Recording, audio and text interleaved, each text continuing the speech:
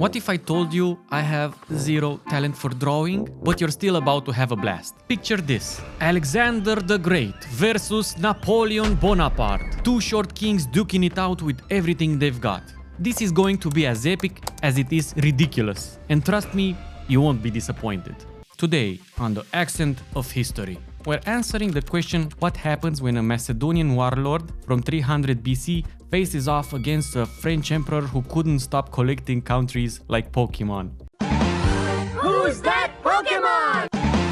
It's Veggie! Yeah, and I have no talent, so I'm using the stickman my mother made 8 years ago. And AI, and AI. Two of the greatest military minds walk into a bar. One orders wine, Alexander, naturally. The other orders, well, Napoleon probably just asks for water since his real drink of choice is total domination. But who would actually win if these two legends squared off? Ladies and gentlemen, today we're pitting ancient Macedonia's ultimate conqueror, Alexander the Great, against France's Emperor Extraordinaire, Napoleon Bonaparte. This isn't just a fistfight. Oh no. This is a battle of wits, tactics and armies. We're here to determine who would win in the ultimate cross-era showdown of military brilliance. And no, there's no time machine. This is purely hypothetical. So sit back, grab some popcorn, and let's get into it. Physical stats. First up, let's size these two men up like we're swiping left or right on a history-themed dating app, okay? Alexander the Great, height 5'6", or this in centimeters. Don't laugh because it was average for the ancient world. Build, muscular and athletic. Years of sword fighting, horseback riding, and being a warlord will do that. Known for his piercing eyes and questionable level of humility. Fun fact, he named more than 70 cities about himself. Modesty? Never heard of it. Napoleon Bonaparte. His height is 5'7". Who would have guessed he was actually taller than somebody? I wouldn't. Despite the short jokes, please remember this was the average for the 18th century. His build was compact but sturdy. He wasn't exactly fighting on the front lines, but he could ride a horse like a champ. His personality was interesting. He was charismatic, calculating, and had a flair for drama. The guy knew how to make an entrance. My verdict is that in a fistfight, Alexander probably has the edge. After all, he was basically an ancient action hero. Napoleon, on the other hand, might just throw his hat at Alexander and start planning an ambush while his opponent is distracted. Now, let's go to the good stuff, battle tactics and leadership. This is where both men shine brighter than Alexander's golden armor or Napoleon's shiny medals. Alexander the Great, known for leading from the front. This guy wasn't hiding in the back, he was in the thick of it, sword swinging, shouting orders. Strategy, the hammer and anvil. His phalanx formations would pin enemies down while his cavalry smashed into them like a wrecking ball. Case study, the Battle of Gaugamela, 331 BC. You also have this video here, you can check the Battle of Gaugamela there. Picture this. Alexander faces an enemy twice the size of his own, led by Darius III of Persia. What does he do? He feigns a retreat, creating a gap in the Persian lines, then charges straight for Darius. Boom! Victory. The moral of the story, never turn your back on a Macedonian with a plan. Napoleon Bonaparte, the ultimate tactician. Napoleon was a chess player on the battlefield, always thinking 5 moves ahead. Strategy, he loved the element of surprise, using rapid troop movements and artillery barrages to overwhelm his enemies. Case study, the Battle of Austerlitz in 8005, after Christ, of course, after Christ, 2000 years after Alexander. But you get the idea.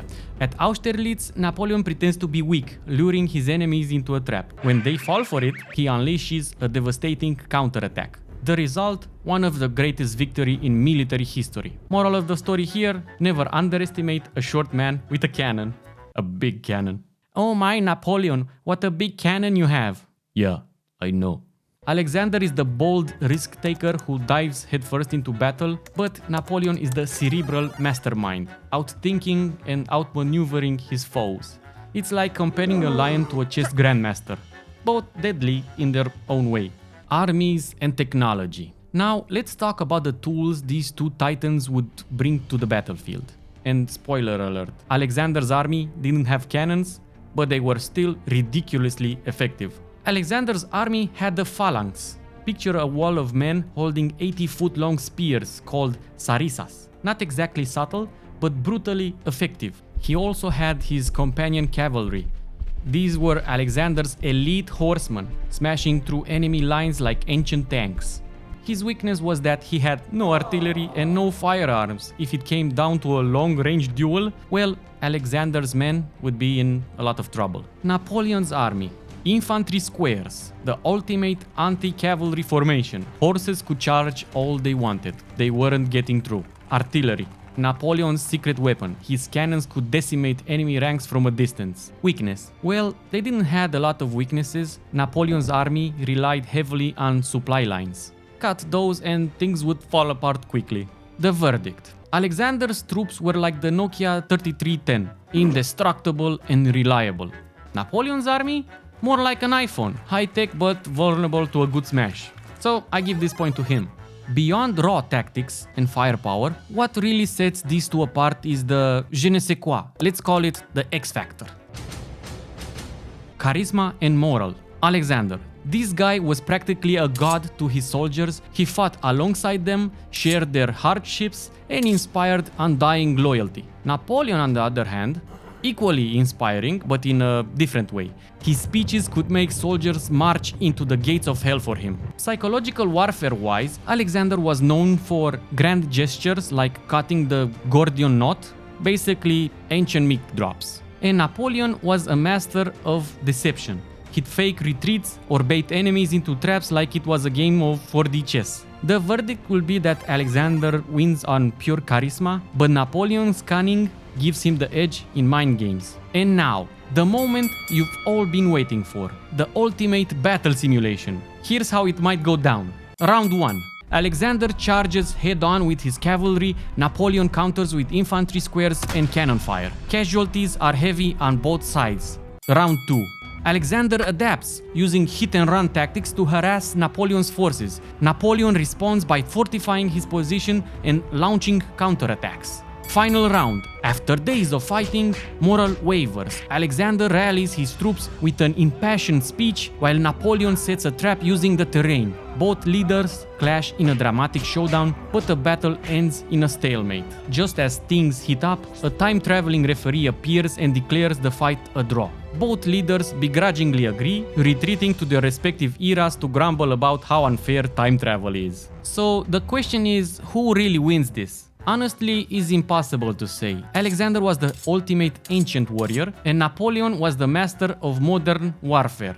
The real winners here? Us history nerds, who get to debate this forever. If you think I got it wrong, drop your thoughts in the comment section below. And if you want more content like this, like and subscribe. Thanks. Bye!